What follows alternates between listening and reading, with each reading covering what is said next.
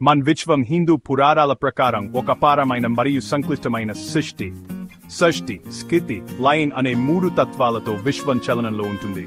బ్రహ్మదేవుడు సృష్టికర్త, విష్ణువు పరిపాలకుడు మరియు శివుడు లయకర్తగా వీరి పాత్రలు విస్తరించి ఉంటాయి. సృష్టి ఆది మూలం పరమాత్మ అయిన బ్రహ్మం. బ్రహ్మం నుంచి వెలువడిన పంచభూతాలు భూమి, ఆకాశం, జలం, వాయు, అగ్ని సమస్తం సృష్టి ఆధారాలు. మన విశ్వం చతుర్యుగ చక్రములో తిరుగుతుంది. అందులో కృతయుగం, త్రేతాయుగం, ద్వాపరయుగం మరియు కలియుగం ఉన్నాయి. ప్రతి యుగం మనుషుల నైతికతను, ధర్మాన్ని ప్రతిబింబిస్తుంది. మరియు మన విశ్వం అత్యంత అపారమైంది. అందులో అనేక లోకాలు ఉన్నాయి: స్వర్గం, భూలోకం మరియు పాతాళం. ఇది ఒకటే కాకుండా అన్ని ప్రాణుల జీవితం ఖమ్మం సిద్ధాంతంతో బలంగా అనుసంధానమై ఉంది. ఇది హిందూ ధార్మిక గ్రంథాలలోని గొప్ప విజ్ఞానం. ఇది మన విశ్వం హిందూ పురాణాల దృష్టిలోకి తీసుకొచ్చే చిన్న పరిచయం. Am I the only one that didn't know subscribing is this easy? Let's get you sorted. Welcome to Kieran's Workspace. If you're a fan of life hacks, tech tips, and everything in between, you've come to the right place. పరబ్రహ్మ అంటే మన కంటికి కనిపించని శక్తి. అది అన్నిటిలోనూ నిండి ఉంటుంది.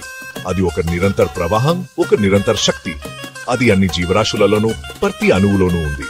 ఆ శక్తి నుంచే ఈ విశ్వం మొత్తం పుట్టింది. ఆ శక్తి ఒక మహావిస్ఫోటం ద్వారా విశ్వాన్ని సృష్టించింది. ఆ మహావిస్ఫోటం వల్లనే సమయం, స్కలన్ మరియు పదార్థం ఉద్భవించాయి. సారాంశం: విశ్వం పుట్ట ముందు పరబ్రహ్మ అనే శక్తి మాత్రమే ఉంది. ఆ శక్తి నిరాకారం, నిర్గుణం మరియు నిరంతరం. అది అన్ని జీవరాశులలోనూ, ప్రతి అణువులోనూ ఉంది. పరబ్రహ్మ అనేది ఒక అపారమైన శక్తి. అది అన్ని దిశల్లో విస్తరించి ఉంది. చాలా కాలం తర్వాత ఆ పరబ్రహ్మ కదలాని అనుకుంది. ఆ కదలికే సృష్టికి మొదలు. పరబ్రహ్మం అనేది సర్వశక్తిమంతమైన, సర్వవ్యాపి, సర్వజానమయమైన శక్తి. అది సృష్టి, స్థితి, లయాలకు మూలం. పరబ్రహ్మ కదలిక అనేది ఒక మహత్తరమైన సంతెట్ర. ఆ కదలిక వల్ల సృష్టి ప్రారంభమైంది. ఆ కదలిక వల్ల ఓ బంగారు తామర పువ్వు పుట్టింది. ఆ పువ్వు బ్రహ్మదేవుడు పుట్టాడు. బ్రహ్మదేవుడు ఈ సృష్టికి సృష్టికర్త.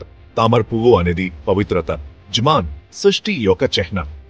బ్రహ్మదేవుడు 4 తలలతో, 4 చేతులతో ఉంటాడు. అతని 4 తల్లు 4 వేదాలను సూచిస్తాయి. అతను పరబ్రహ్మ చెప్పినట్టు ఈ విశ్వాన్ని సృష్టించడం మొదలు పెట్టాడు. బ్రహ్మదేవుడు సృష్టి యొక్క ప్రతి అంశాన్ని జాగ్రత్తగా, సమరవంతంగా సృష్టించాడు. అతను వేదాలను పఠిస్తూ, సృష్టి యొక్క నియమాలను పాటిస్తూ విశ్వాన్ని నిర్మించాడు. అతని సృష్టి అనేది ఒక అద్భుతమైన కళామండలం. సారాంశం: పరబ్రహ్మ కదలిక వల్ల బ్రహ్మ పుట్టాడు. బ్రహ్మం సృష్టికర్త. పరబ్రహ్మ యొక్క కదలిక అనేది సృష్టి యొక్క ప్రారంభం. బ్రహ్మదేవుడు పరబ్రహ్మ యొక్క ఆజ్ఞను పాటిస్తూ ఈ విశ్వాన్ని సృష్టించాడు. అతని సృష్టి అనేది ఒక అద్భుతమైన ప్రక్రియ. బ్రహ్మ తన శరీరం నుండి విష్ణువుని, శివుడిని సృష్టించాడు. ఈ సృష్టి ప్రక్రియలో బ్రహ్మ తన శక్తిని విస్తరించి విష్ణువు మరియు శివుడిని తన నుండి వెలువరించారు. ఈ ముగ్గురు దేవుళ్ళు కలిసి త్రిమూర్తులుగా పిలువబడతారు. త్రిమూర్తులు అంటే బ్రహ్మ, విష్ణువు మరియు శివుడు. ఈ ముగ్గురు దేవుళ్ళు కలిపి విశ్వాన్ని నిర్వహిస్తారు.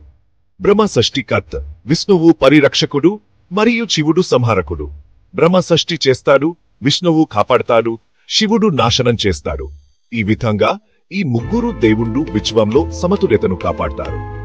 బ్రహ్మ సృష్టి ప్రక్రియను ప్రారంభిస్తాడు, విష్ణువు ఆ సృష్టిని కాపాడతాడు మరియు శివుడు ఆ సృష్టిని నాశనం చేసి కొత్త సృష్టికి మార్గం సుగమం చేస్తాడు. ఈ ముగ్గురు దేవుళ్ళు విశ్వంలో బ్యాలెన్స్ని కాపాడతారు. ఒక్కొక్కరి పని ఒక్కోలా ఉంటుంది. బ్రహ్మ సృష్టి చేస్తాడు, విష్ణువు ఆ సృష్టిని కాపాడతాడు మరియు శివుడు ఆ సృష్టిని నాశనం చేస్తాడు. ఈ విధంగా ఈ ముగ్గురు దేవుళ్ళు విశ్వంలో సమతుల్యతను కాపాడతారు. కానీ ముగ్గురి లక్ష్యం ఒకటే: ఈ సృష్టిని సరిగ్గా నడిపించడం. బ్రహ్మ, విష్ణువు మరియు శివుడు కలిసి పనిచేస్తారు మరియు వారి లక్ష్యం ఒకటే: ఈ సృష్టిని సరిగ్గా నడిపించడం. ఈ విధంగా త్రిమూర్తులు సృష్టి, స్థితి మరియు లయాల కోసం పుట్టారు. సారాంశం: సృష్టి, స్థితి, లయాల కోసం త్రిమూర్తులు పుట్టారు. ఈ ముగ్గురు దేవుడు కలిసి విశ్వాన్ని నిర్వహిస్తారు మరియు వారి లక్ష్యం ఒకటే: ఈ సృష్టిని సరిగ్గా నడిపించడం. త్రిమూర్తుల ఆవిర్భావం విశ్వంలో సమతుల్యతను కాపాడడానికి ఒక ముఖ్యమైన అంశం. త్రిమూర్తుల సహాయంతో బ్రహ్మ సృష్టిని మొదలు పెట్టాడు. ముందుగా అతను దేవతలను, రాక్షసులను సృష్టించాడు.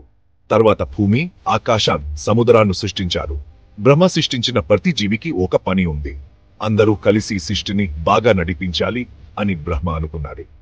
సారాంశం బ్రహ్మ త్రిమూర్తుల సహాయంతో సృష్టిని మొదలు పెట్టారు. పంచభూతాల సృష్టికి మూలం పంచభూతాలు. అవి భూమి, నీరు, నిప్పు, గాలి, ఆకాశం. ఈ పంచభూతాల కలయికతోనే ఈ విశ్వం మొత్తం తయారైంది. ప్రతి జీవి శరీరంలో కూడా ఈ పంచభూతాలు ఉంటాయి. అందుకే మనం ఈ ప్రకృతిలో భాగం అవుతాం. సారాంశం భూమి, నీరు, నిప్పు, గాలి, ఆకాశం అనే పంచభూతాలతో సృష్టి జరిగింది. పంచభూతాల తర్వాత బ్రహ్మ చాలా రకరకాల జీవులను సృష్టించారు. చెట్లు, జంతువులు, పక్షులు, ఇలా చాలా రకాల జీవులు భూమి మీద పుట్టాయి. ప్రతి జీవిలోనూ బ్రహ్మ చైతన్యం ఉంటుంది. అందుకే ప్రతి జీవి కూడా గుర్రం పొందేదే. సారహన్ పంచభూతాల తర్వాత బ్రహ్మ జీవరాశులను సృష్టించారు. చివరిగా బ్రహ్మ మనుషులను సృష్టించారు. మనుషులందరూ సమానంగా బతకాలని, ధర్మాన్ని పాటించాలని బ్రహ్మ చెప్పాడు. మనుషులకు మాత్రమే ఆలోచించే శక్తి, మంచి చెడును తెలుసుకునే శక్తి ఉన్నాయి. ధర్మాన్ని పాటిస్తూ సమాజానికి మంచి చేయడం మన డ్యూటీ. సారాంశం బ్రహ్మ మనుషులను సృష్టించి ధర్మాన్ని పాటించమని చెప్పారు. ఈ సృష్టి అంతా పరబ్రహ్మ ఆట అని వేదాలు చెబుతున్నాయి. ఆ పరబ్రహ్మ అన్నిటిలోనూ ఉంది. మన ఆ పరబ్రహ్మను తెలుసుకోవడానికి జీవితాన్ని బాగా ఉపయోగించుకోవాలి. అది నిజమైన జన. సారాంశం వేదాల ప్రకారం ఈ సృష్టి పరబ్రహ్మ ఆట. ఈ విశ్వం చాలా అద్భుతమైనది, రహస్యమైనది. దీని వెనుకకున్న శక్తిని తెలుసుకోవడం అంత ఈజీ కాదు. మనం ఈ విశ్వంలో ఒక చిన్న భాగం మాత్రమే.